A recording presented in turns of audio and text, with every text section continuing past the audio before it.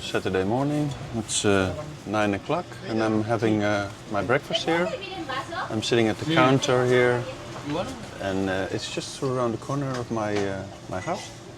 So I really I'm curious how it will taste, but it looks really good and it was recommended by the guy sitting next to me.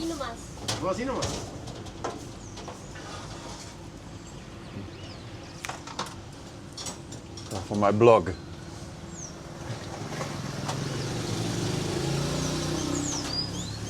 These are really two tranquillo señores and recommended really good food. And they're really friendly and they were here and I saw the car. So I figured if they are having here some breakfast and it should be good, so I'm having breakfast here as well. Rain is started, so this is the first rain when I'm here in Paraguay. So it's really hard.